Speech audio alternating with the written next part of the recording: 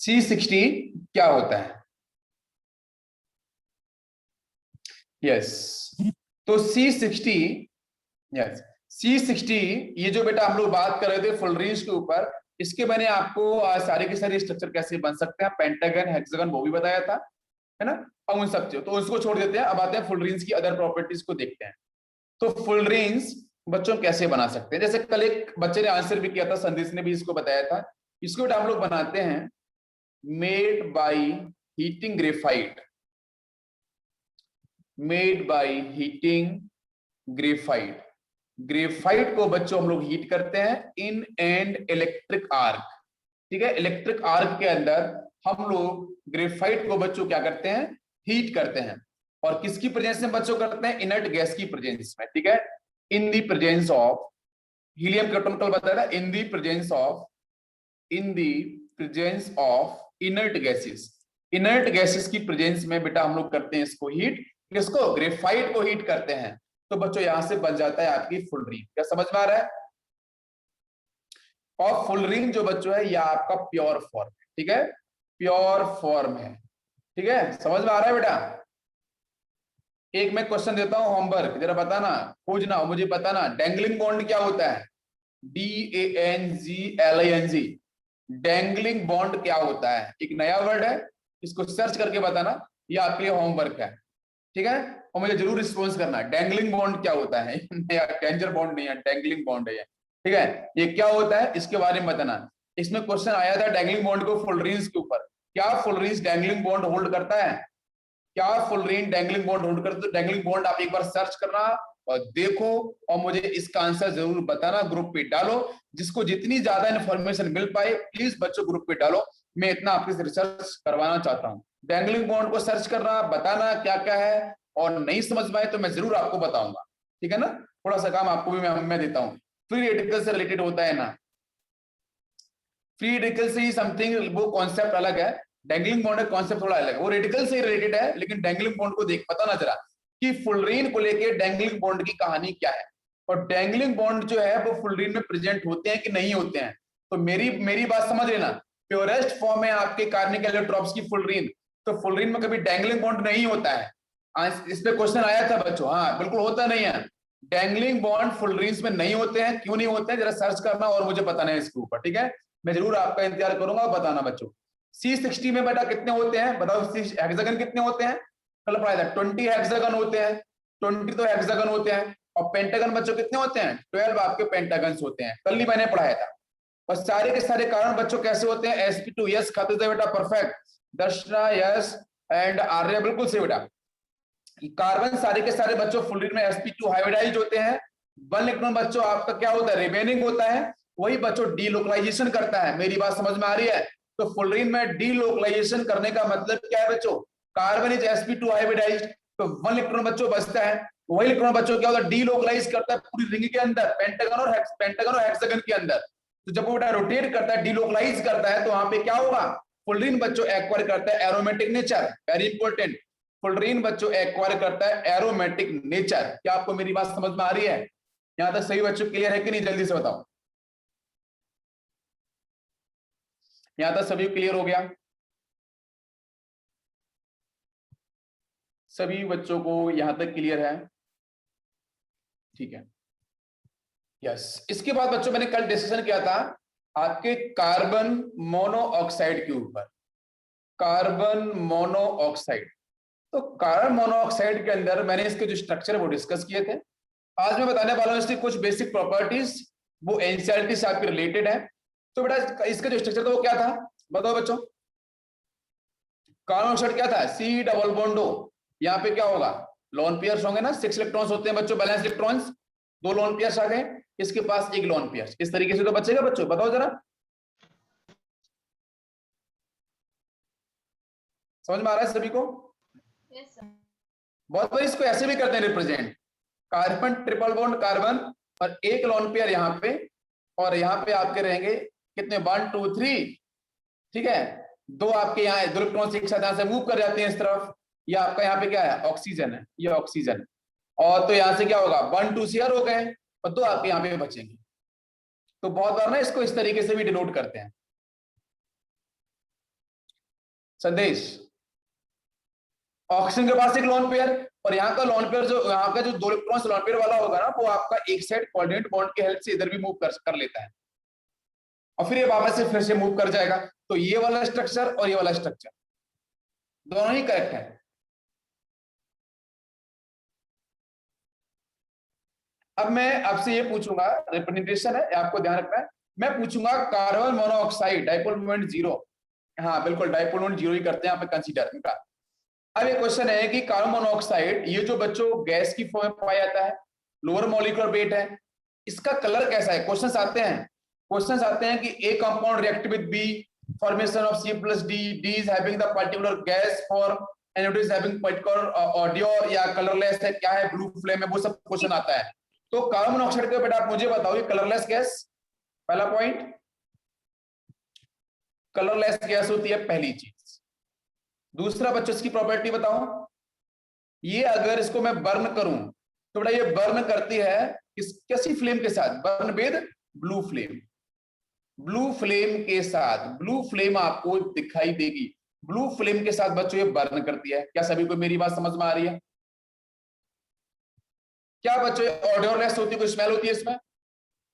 तो ये होती है बच्चों ऑडियोलेस, ऑडियोलेस बिल्कुल सही।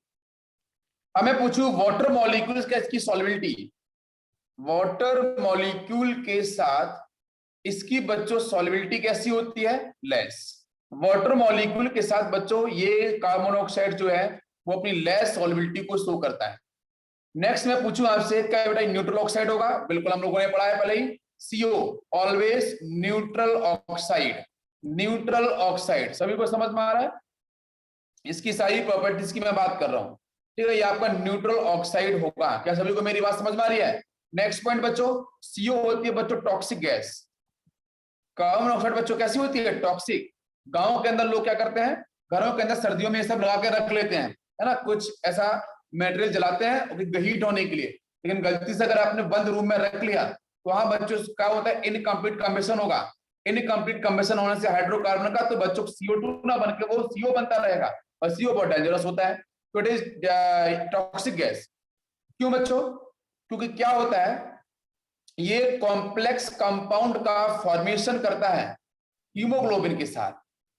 हीमोग्लोबिन आपको पता है ना, ब्लड, तो बच्चों आपका जो ब्लड है, जो हीमोग्लोबिन है, उसके साथ मिलके क्या करता है बेटा? CO कार्बन मोनोऑक्साइड ये बच्चों बनाता है कॉम्प्लेक्स कंपाउंड। क्या आपको मेरी बात बेटा समझ में आ रही है? और ये जो कॉम्प्लेक्स कंपाउंड है कैसा था देखो, तो ये हो गया आपका HbO2, इसके साथ बच्चों कनेक्ट हुआ आपका मोनोऑक्साइड, ये गैस की फॉर्म में। ये गैस बच्चों क्या होगी, इसकी एफिनिटी बच्चों हीमोग्लोबिन के साथ बहुत ज्यादा होती है, बिल्कुल, तो बच्चों ये इससे कनेक्ट हो जाएगा, और जब इससे कनेक्ट होगा तो O2 जो गैस बच्चों वो तो बाहर रिलीज हो जाएगी, बिल्कुल आपने बायोलॉजी में अगर पढ़ा होगा तो बहुत अच्छी बात, और प्लस बच्चों CO से कनेक्ट होगा तो ये बन जाएगा HbCO। ये मेरी बात समझ में आ रही है क्या बच्चों? इतनी बात क्लियर है? रिएक्शन जो मैं बता रहा हूं। अब क्वेश्चन आप पूछोगे कि सर ये फॉरवर्ड क्यों गया, व्हाट इज द रीजन, ये रिएक्शन फॉरवर्ड क्यों गया? फॉरवर्ड बच्चों इसलिए गया होगा कि कहीं ना कहीं आपका ये जो प्रोडक्ट बना है, इस प्रोडक्ट की जो स्टेबिलिटी है वो कहीं ना कहीं बच्चों आपकी अधिक होगी एज कंपेयर टू आपका जो ऑक्सीजन कनेक्ट है। अब मेरी बात समझ, अरे ये जो रिएक्टेंट है, इस रिएक्टेंट के कंपैरिजन में जो बना है बेटा आपका प्रोडक्ट जो बना है, इस प्रोडक्ट की स्टेबिलिटी कहीं ना कहीं बेटा अधिक होगी ना रिएक्टेंट कंपैरिजन में। तो ऐसा माना जाता है कि ये जो बना बच्चों प्रोडक्ट है, जब कार्बन मोनोऑक्साइड बेटा कांटेक्ट में आई आपके हीमोग्लोबिन के साथ, तो ये बनकर प्रोडक्ट O2 गैस बच्चों रिलीज हो गई। तो एक पॉइंट है ये स्टेबल क्यों है, क्योंकि बच्चों जो आपका ये बना है प्रोडक्ट, इसको माना जाता है कि 300 टाइम्स ये मोर स्टेबल होता है, मोर स्टेबल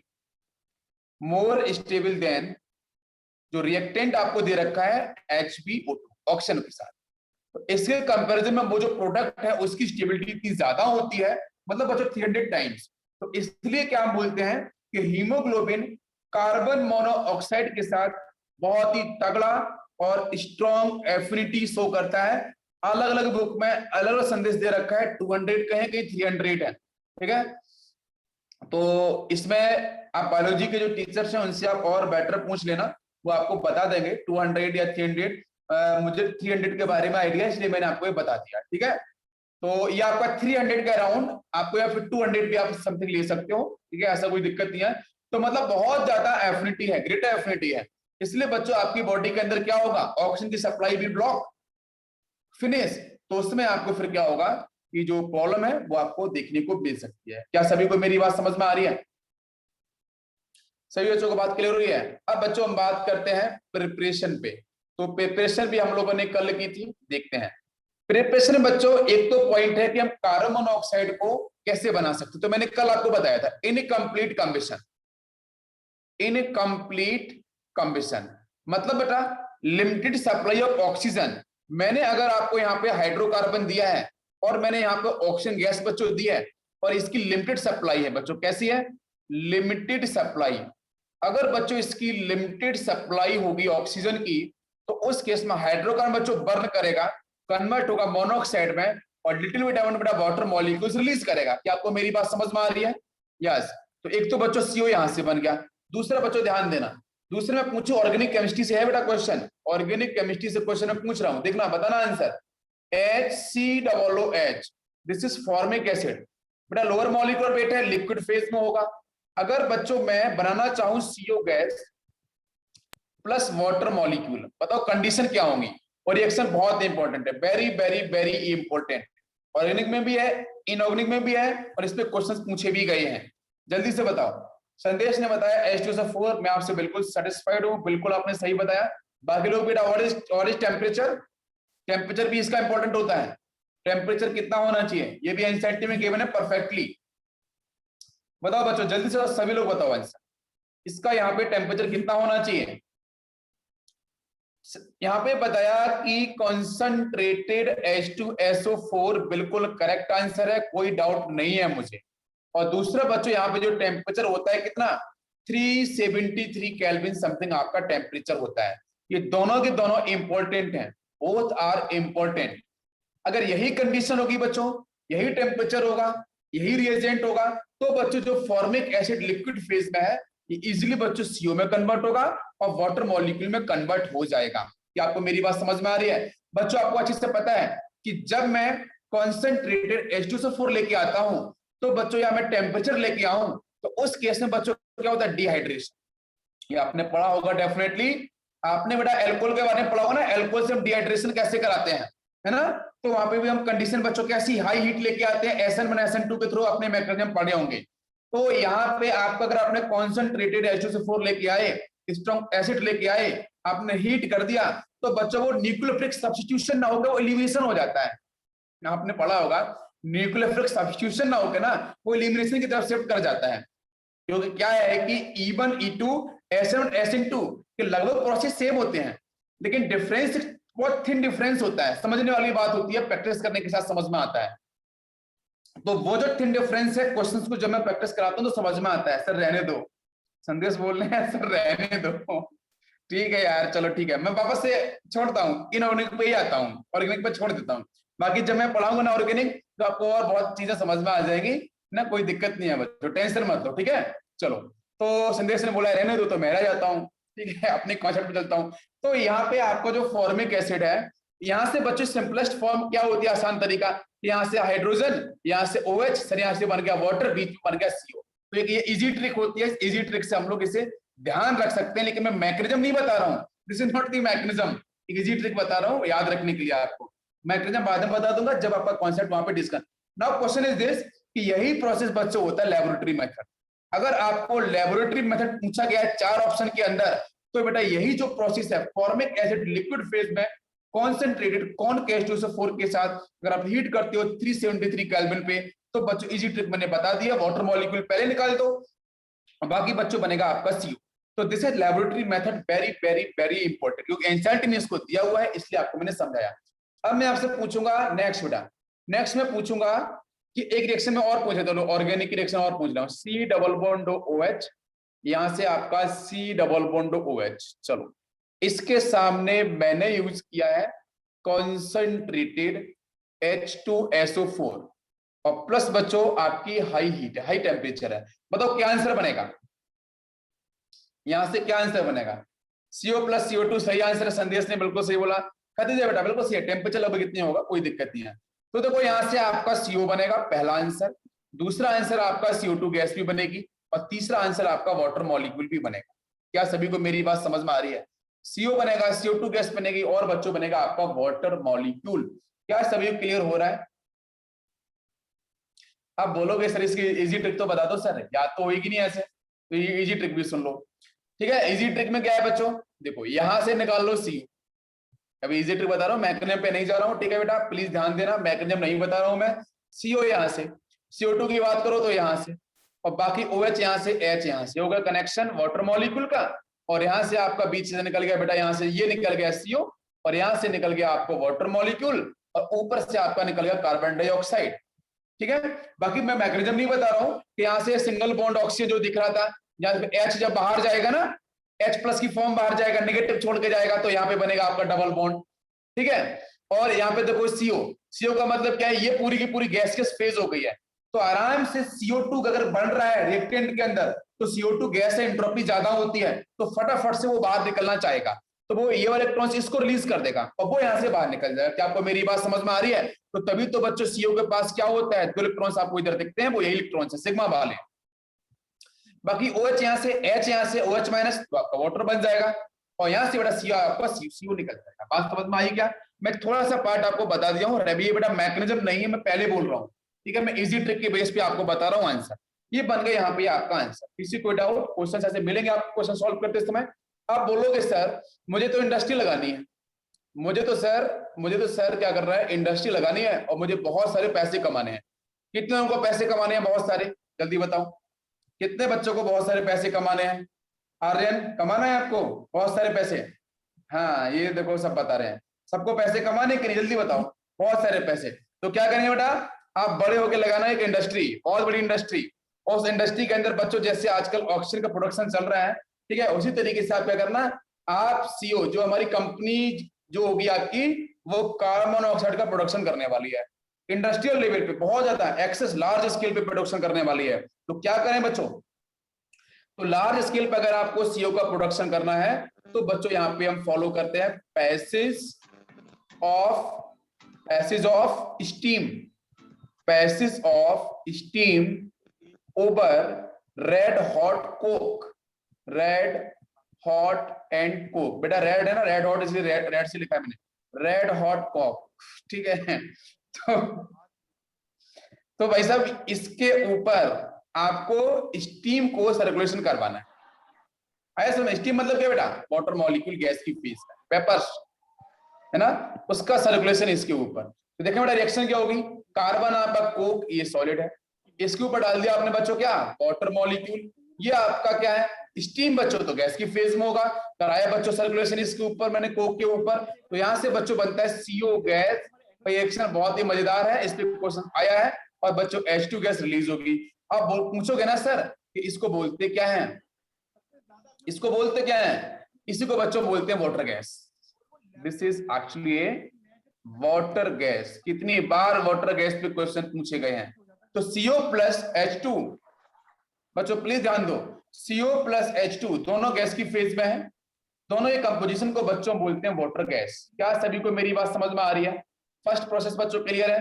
अब एक और समझते हैं कि बच्चों कार्बन आपका ये कोक सॉलिड है, उसके साथ मैंने ऑक्सीजन गैस को कराया मैंने सर्कुलेशन, और प्लस मैंने बच्चों फॉलो किया N2 गैस, ये बहुत इंपॉर्टेंट है, इसके भी कराया मैंने सर्कुलेशन। तो यहां से बच्चों जो मिलता है प्रोडक्ट, वो बच्चों होता है कार्बन मोनोऑक्साइड, प्लस होता है बच्चों N2 गैस। दोनों गैस की फेज में, इसको बोलते हैं प्रोड्यूसर गैस, किसी बच्चे ने आंसर भी किया है, इसको हम बोलते हैं प्रोड्यूसर। ठीक है, प्रोड्यूसर गैस। तो सोचो इंडस्ट्री आप लगाओ और बहुत सारी गैसेस का प्रोडक्शन करो और बहुत सारे पैसे कमा सकते हो। ठीक है, तो देखो बच्चों यहाँ पे है ratio is important, please keep in mind ratio. तो अपन बैलेंसिंग करें बच्चा, ऐसे सेकंड रिएक्शन को बैलेंस करो जरा। तो ये होता है 2 मोल ऑफ कार्बन, ऑक्सीजन आपका बन रहेगा, 4 मोल ऑफ आता है नाइट्रोजन। ठीक है, और यहाँ पे आपका CO कितना बन जाएगा, CO बन जाएगा आपका 2 कार्बन, तो 2 बन जाएगा, और नाइट्रोजन बनेगा आपको 4 मोल ऑफ N2। हो गया ना? तो ये जो बात कर रहे हैं ना अपन रेशियो, कार्बन और ऑक्सीजन वाला रेशियो की बात करें, तो रेशियो आपको ध्यान रखना, जो कॉफिशिएंट है वही, बाकी इसको हम लोग हीट भी करते हैं, बस आपको तो क्वेश्चन तो क्या है, क्वेश्चन आया कि सर प्रोड्यूसर गैस का कंपोजिशन क्या है, ठीक है, और क्वेश्चन है बच्चों वाटर गैस का कंपोजिशन क्या है। तो वाटर गैस बच्चों होता है CO plus H2, producer gas होता है बेटा CO प्लस N2। समझ में आ रहा है सभी को, यहां तक क्लियर हो गया सभी को? सर N2 की स्टोइचियोमेट्री 1 होगी ना? इसकी N2 की N2 की 1 कहाँ होगी? हाँ अच्छा आप बंद कर सकती हो, अच्छा ठीक है, यहाँ पे बंद कर लो, लेकिन हाँ मैं वही बोल रहा हूँ इसको, हाँ क्योंकि क्या है ना कि इधर भी 4 आ रहा है, इधर भी 4 आ रहा है, तो दोनों को कैंसिल कर सकते हैं, तो वन आप ले सकते हो, कोई दिक्कत नहीं है, वन आप लेके सॉल्व कर लो, कोई दिक्कत नहीं है, वो भी करेक्ट है। जनरली हम क्या करते हैं इंडस्ट्रियल लेवल में, मैं मोल्स को बढ़ा के लेता हूं, बात समझ में आ रही है? बिल्कुल वन मोल्स में है, कोई दिक्कत नहीं है, वो भी आपका करेक्ट है, क्योंकि वहां पे आप कैंसिल करके वन मोल डिफाइन कर सकते हो ना, कोई दिक्कत नहीं है।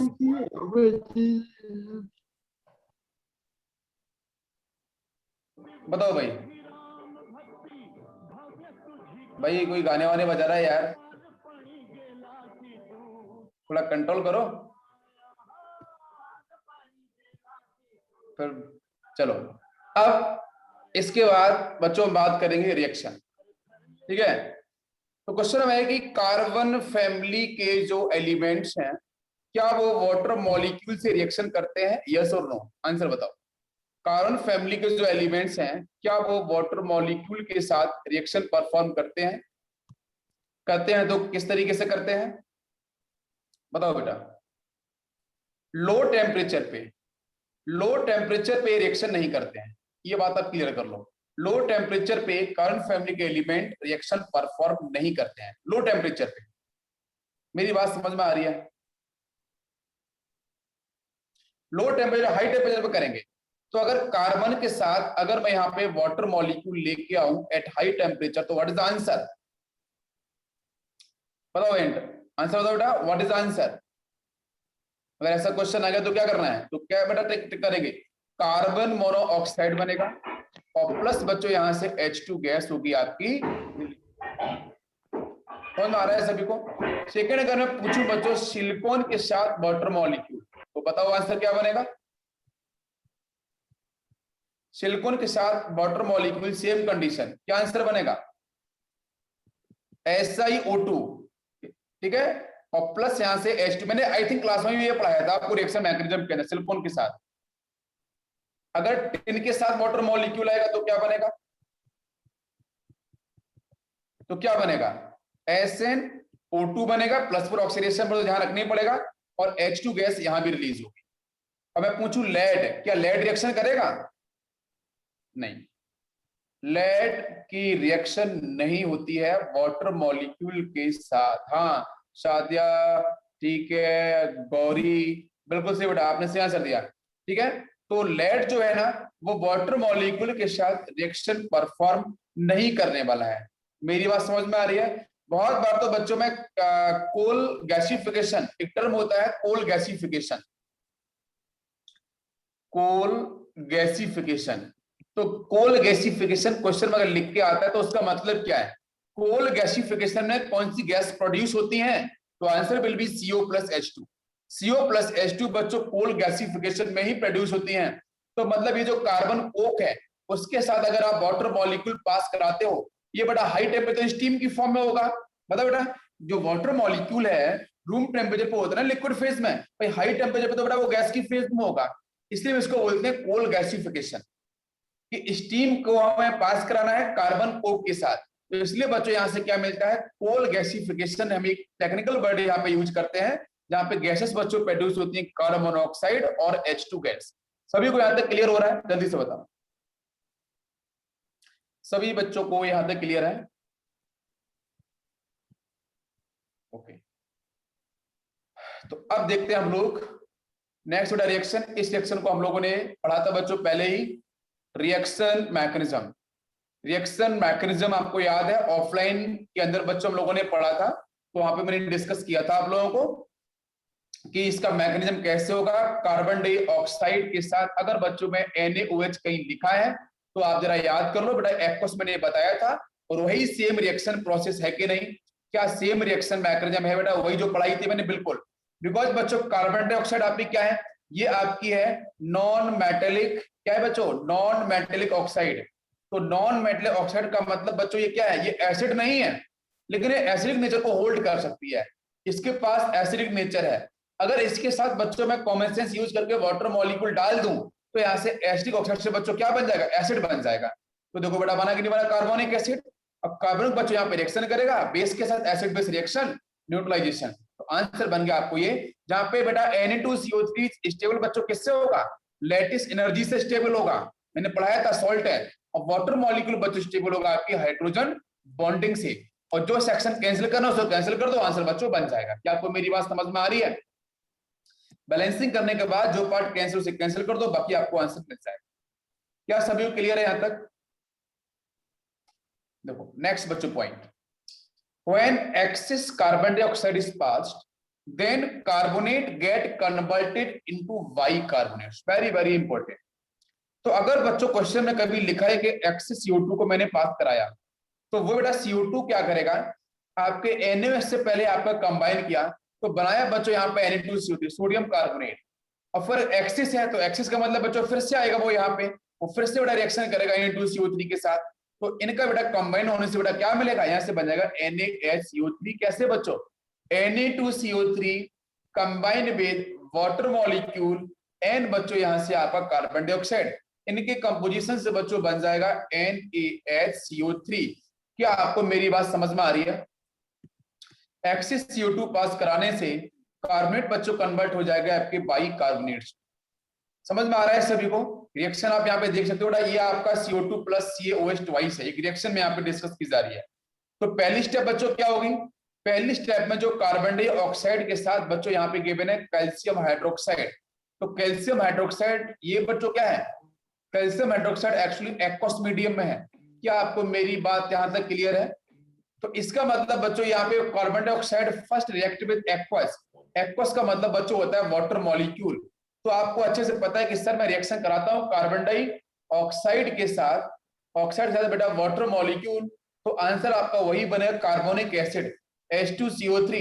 H2CO3 now combine with base, base है बच्चों आपका क्या? CaOH twice. ऊपर बच्चों एसिड बन चुका है, नीचे आपका बेस है। हम लोग 9th और 8th क्लास से पढ़ते आए हैं acid base reaction, neutralisation reaction. तो बच्चों क्या आंसर मिलेगा? कैल्शियम प्लस यहाँ से कार्बोनेट, यहाँ से CaCO3 का फॉर्मेशन प्लस बच्चों आपका बनेगा वाटर मॉलिक्यूल।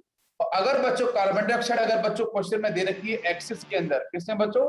अगर ये एक्सिस के अंदर है, तो बच्चों फिर से रिएक्शन करेगा बेटा कार्बन कैल्शियम कार्बोनेट और वाटर के साथ, तो बच्चों बनाए कैल्शियम बाइकार्बोनेट। क्या आपको मेरी बात समझ में आ रही है? एक्सिस में क्वेश्चन आते हैं, इसको आपको ध्यान रखना है। सभी क्लियर है बेटा? अब बात करेंगे सनलाइट की प्रेजेंस में। सनलाइट की प्रेजेंस में आंसर क्या बनने वाला?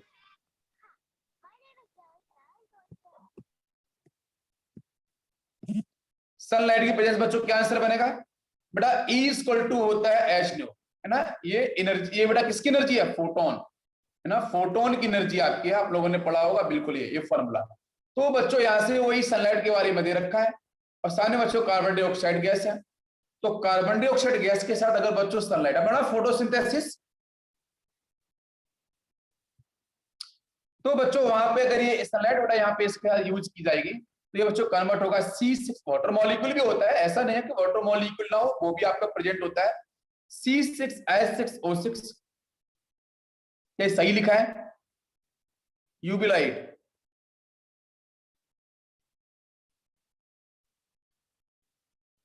सही क्या होना चाहिए? C6H12O6, C6H12O6। क्या सही है बेटा? बताओ सभी लोग आंसर। H12, C6H12O6, बिल्कुल। और बच्चों यहां से ऑक्सीजन गैस आपकी रिलीज हो जाएगी। हो गया प्रोसेस? आपको क्लियर हो गया? अब बात करते हैं हम लोग, ये जो CO2 और कार्बन डाइऑक्साइड है, इसके ऊपर तो हम लोगों ने अभी डिस्कशन बहुत कुछ कर लिया है। तो नेक्स्ट उनके जो स्ट्रक्चर्स हैं उस पर एक बार और फोकस करते हैं, उनकी प्रॉपर्टीज की तरफ तो देखते हैं बच्चों। ठीक है, स्ट्रक्चर बट हम लोग पहले पढ़ चुके थे सीओ के बारे में। ठीक है, ये रहे देखो इनके स्ट्रक्चर, मैंने अभी थोड़ी देर पहले पढ़ाया था। याद करो मैंने थोड़ी देर पहले ये पढ़ाया था ना कि कार्बन ट्रिपल बॉन्ड ऑक्सीजन पढ़ाया था ना बच्चों। यहाँ पे एक लोन पेयर होगा और बाकी एक कोऑर्डिनेट बॉन्ड यहाँ बनेगा, 2 इलेक्ट्रॉन्स इधर से इधर आएंगे और इधर बनेगा आपका 2 इलेक्ट्रॉन्स इस तरीके से। अभी थोड़ी देर पहले आपको डिस्कस किया था, अब इसको और अच्छे से समझ लो। यहां से बच्चों 2 इलेक्ट्रॉन्स इधर से इधर मूव कर जाएंगे, तो ये वाला स्ट्रक्चर भी इसका बन जाता है। तो क्वेश्चन है, although CO has difference electronegativity but still CO is non polar, why? इसका आंसर देखो, अभी शायद संदेश ने मुझे बताया था कि सर यहाँ पे जो डाइपोल मूवमेंट होता है वो क्या होता है, 0। ठीक है, लेकिन यहाँ तो बच्चों क्या है, कार्बन ऑक्सीजन के बीच में पोलरिटी मिल रही है, तो डिफरेंस इलेक्ट्रोनेगेटिविटी है। बेटा कार्बन ऑक्सीजन के बीच में क्या है, डिफरेंस इन इलेक्ट्रोनेगेटिविटी है। तो सर अगर डिफरेंस इलेक्ट्रोनेगेटिविटी दो एटम्स के बीच में होता है ना, तो सर वहां पॉजिटिव नेगेटिव चार्ज आता है, जिसकी इलेक्ट्रॉन की ज्यादा उसके पास वो नेगेटिव, जिसकी कम उसके पास पॉजिटिव। लेकिन सर यहाँ पे क्वेश्चन ये है कि CO हमारा न्यूट्रल क्यों है, नॉन पोलर क्यों है, डाइपोल इसका 0 क्यों होता है? तो समझो, here in CO oxygen is pulling electrons from one side. समझो बच्चों, ऑक्सीजन की इलेक्ट्रोनेगेटिविटी क्या है बच्चों, इलेक्ट्रोनेगेटिविटी की अगर मैं बात करूं तो ऑक्सीजन की बच्चों अधिक है H कंपेयर टू कार्बन। आपको पता है लेफ्ट राइट जाने पर इलेक्ट्रोनेगेटिविटी वैल्यू बच्चों क्या होती है, बढ़ती है, बिकॉज ऑफ शील्डिंग इफेक्ट। तो CO के अंदर बच्चों ऑक्सीजन की इलेक्ट्रोनेगेटिविटी ज्यादा है, तो दैट्स व्हाई वो पुलिंग करेगा, खींचेगा इलेक्ट्रॉन्स बच्चों कहां से, from one side, due to more electronegativity. और उसी के साथ also oxygen is donating electrons to carbon, और उसी के साथ में ऑक्सीजन अपने एक्सेस इलेक्ट्रॉन्स को डोनेट भी करेगा टूवर्ड्स कार्बन। क्या मेरी बात समझ भाई?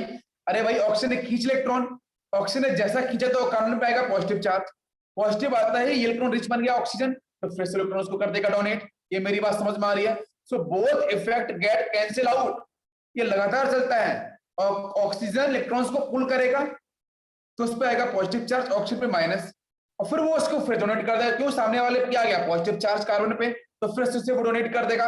तो यहाँ पे इलेक्ट्रॉन्स लेना और देना है ना, पुलिंग, ये आपका पुलिंग और डोनेटिंग दोनों एक साथ बराबर रेट पे चलता है, जिसकी वजह से वो कैंसिल आउट करते हैं इफेक्ट। तो बोथ इफेक्ट कैंसिल आउट, तो CO बच्चों कैसा होगा फाइनली, नॉन पोलर। कैसा होगा, नॉन पोलर होगा। प्लीज ध्यान रखना, क्वेश्चन इसके ऊपर आए हुए हैं। क्या रीजन क्लियर है? संदेश सभी बच्चों क्लियर है? श्रुति बेटा सभी को क्लियर है? बताओ बेटा, निरांत क्लियर है?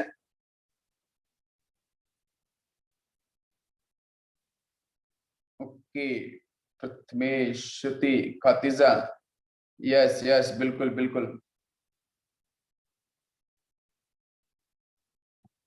चलो अब बेटा लेबोरेटरी मेथड, इंडस्ट्रियल मेथड, उस पर हम लोग चर्चा कर चुके हैं। आपको दिखाने के लिए मैं यहाँ पे डिस्कस कर रहा हूँ। लेबोरेटरी मेथड बेटा देख लो ध्यान से, कम्बिशन of carbon in limited supply of air. ठीक है, सेकेंड है आपका डिहाइड्रेशन ऑफ फॉर्मिक एसिड, ये हो गया है, इसको भी मैंने डिस्कस किया था। Kshitija, my name is Kshitija, sir I am not Khatija, मैं हो गया हूँ कंफ्यूज। ठीक है, नाम मिलते मिलते हैं, इसलिए मैंने आपको क्षितिजा की जगह मैंने खातिजा बोल दिया।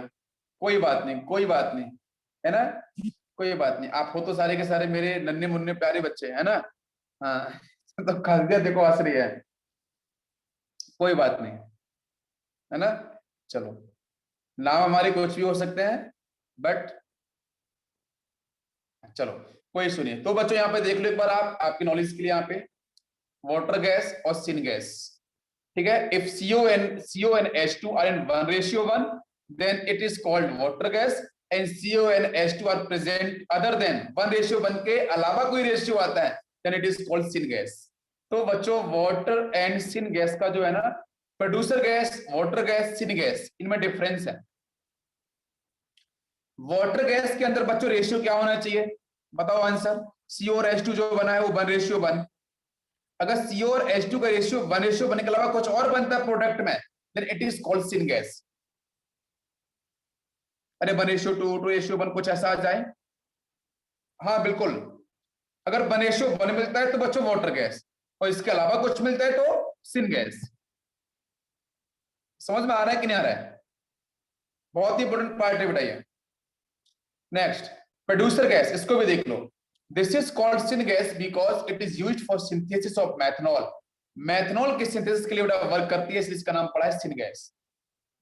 तो सिन गैस बोले जाने के पीछे जो रीजन इसका है वो आप समझ लो, बिकॉज CO के साथ अगर बच्चों में H2 गैस का सर्कुलेशन कराता हूं तो बच्चों यहां से मिलता है मैथनॉल। एक ये नई रिएक्शन। प्रोड्यूसर गैस बच्चों मैंने अभी पढ़ाई थी, जरा याद करो। खतीजा बेटा, क्षितिजा बेटा, है ना, मैंने 4 डिफाइन किया था ना, आप 1 भी लेके डिफाइन कर सकते हो, लेकिन इंपॉर्टेंट पॉइंट ये है कि CO प्लस N2 4 तो प्रोड्यूसर गैस में आपस में काउंट को बैलेंसिंग बात आप कर लो। तो लिखा है CO can also be produced by reaction of carbon with air. Air बेटा ये है, दिस इज एयर एक्चुअली। मैंने बोला था ना, एयर का मतलब बच्चों क्या, O2 plus N2। O2 plus N2 का अपन बोलते हैं एयर। क्लियर है ना? ये हो गया प्रोड्यूसर गैस। बाकी इसकी प्रॉपर्टीज देख लो। प्रॉपर्टीज में बच्चों आता है CO कैसा है, ऑडियोरलेस है। CO की बेटा मोर एफिनिटी फॉर ब्लड, हीमोग्लोबिन मैंने बताई थी। ब्लड में ऑक्सीजन मिला होता है ना, but CO has more affinity for blood. Therefore, in the presence of CO, if person inhales CO, then it will replace by O2 from blood, and CO will be circulated in the blood. When person inhales CO, it will faint and may lead to death. ऐसा मैं बड़ा use नहीं करना चाहूंगा, लेकिन हमारे concept के अंदर है बच्चों, हमारे थ्योरी में सिलेबस में, इसलिए मैं इसको बोल रहा हूं। तो CO replace O2 from blood. क्या सभी को ये बात समझ में आ गई? रीजन बच्चों क्लियर हुआ कि नहीं हुआ? ओके अब हम बेटा कल पढ़ेंगे रिड्यूसिंग एजेंट प्रॉपर्टी के बारे में, ऑक्सीडाइजिंग एजेंट प्रॉपर्टी के बारे में। ठीक है, तो किस तरीके से कार्बन ऑक्साइड, ये बेटा आपको ऑलरेडी शायद पता होगा। यहाँ पे कार्बन का ऑक्सीडेशन नंबर कितना है, CO के पास कितना होता है बच्चों, +2। यहाँ कितना होता है, +4 होता है। तो +2 से बच्चों +4 में स्टेबिलिटी गेन करने के लिए आएगा। तो इसका मतलब बच्चों यहाँ पे CO बेटा क्या कर रहा है, ऑक्सीडेशन कर रहा है ना, ऑक्सीडेशन। जब सेल्फ ऑक्सीडेशन, तो वी विल कॉल कि बेटा ये आपका कैसा होगा, रिड्यूसिंग एजेंट की तरह। हम लोग मेटलर्जी में इसका बहुत यूज करते हैं, मेटलर्जी चैप्टर के अंदर इसका बहुत ज्यादा यूज करते हैं।